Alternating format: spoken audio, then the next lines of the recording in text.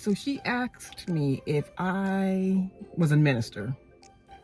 What do I say? Do I tell her I'm a minister? Do I tell her?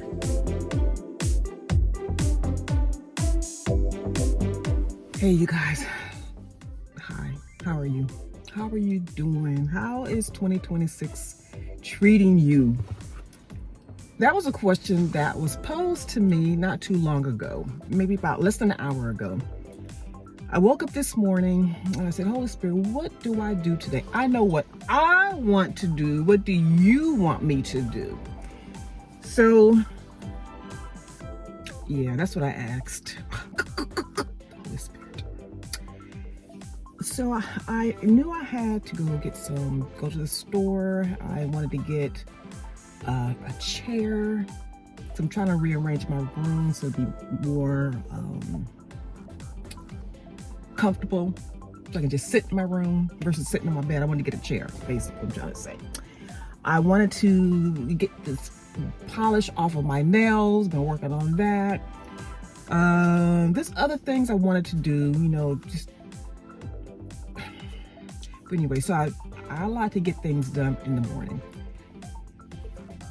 And I'm like, Lord, why am I not leaving? Why does it take me such a long time to get out the door? I do believe that there's always a set time for things to be done. Always a set time. I didn't get things done the way I wanted to get things done. The Holy Spirit had a plan. He was planning, and he already had a plan. He had divine appointments for me today.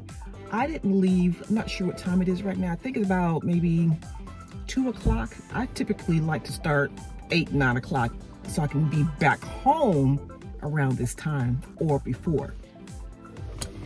So the Spirit like, okay, it's time to go.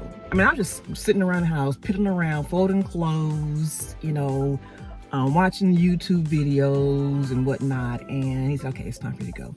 So I leave, I go, and I go to the thrift store to look at a few things, and I had some things to drop off, but he said, no, just go ahead and go inside. I go inside and I find what I wanted to get, but I'm the type of person, I have to make sure that that is something that I'm supposed to be buying. I'm walking around in the store, and this man, he works there, and he starts to engage in conversation. And I say, I don't remember how it started, but all I do remember is saying, to God be the glory. And he said something to the effect where, your light is shining, and I said, that's exactly what I want, to God be the glory. And he said, well, if you need any help, let me know. And I said, okay, I'll do that. I'll do that. He told me his name, told him my name. And then I went on the other side of the store and went ahead and got, what I wanted to get, took the tag off. So he came around and he asked, did you find what you needed? I said, yeah, I got what I needed. So I showed him the tag. He said, oh no, you got to take the whole thing. So I took the whole tag, basically. I just tore the bottom part of it.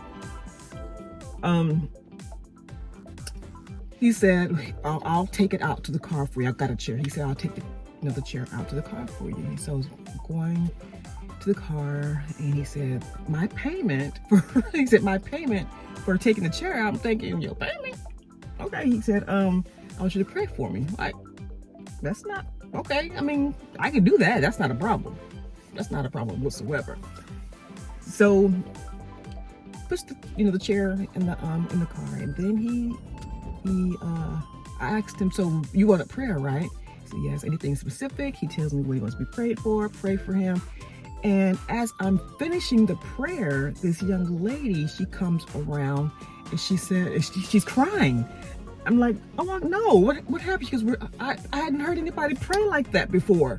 I'm thinking, oh wow. And she's crying. She said, thank you so much. You just really blessed me. And I start to cry because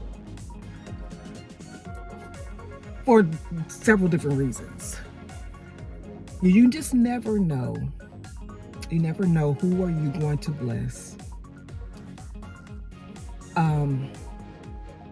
by praying out loud in public. It was outside, you guys, it was outside. And she thought that something was wrong because I didn't know I was praying so loudly. I had no idea I was praying that loud. So she said it was so nice to hear someone actually praying. You don't see this often at all, someone praying in public like this. I was just really humble first of all for the young man to even ask me for prayer. I'm always humble when someone asks me for prayer because they don't have to ask. They can ask someone else. And then for this young lady to have been crying and feeling blessed.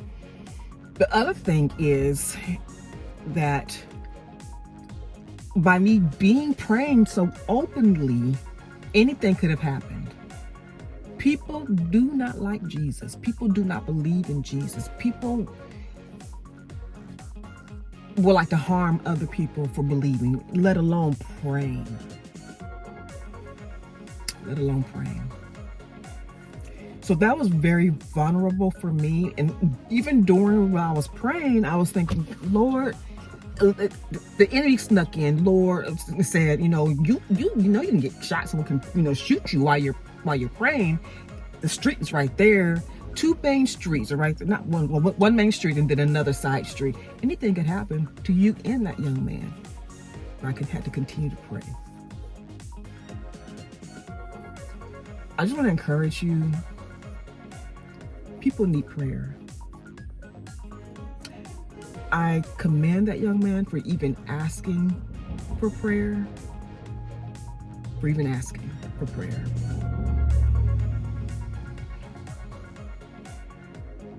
Just for asking.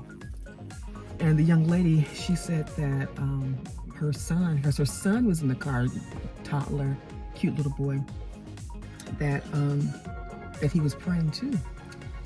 She said that he hears me praying, so he prays. So when you are praying and your children, your grandchildren, your nieces, your nephews, your neighbors' kids, when they see you praying, you're training them about the Lord. You're training them to pray. You're training them to pray.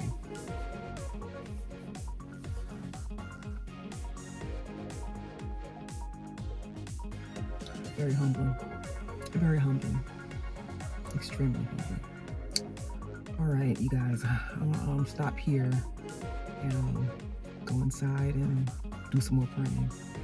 Because yes, this was a positive situation, but it could have been something totally different. Totally different. So anyway, that's where I am. All right, y'all take care. Have a wonderful day. God bless you.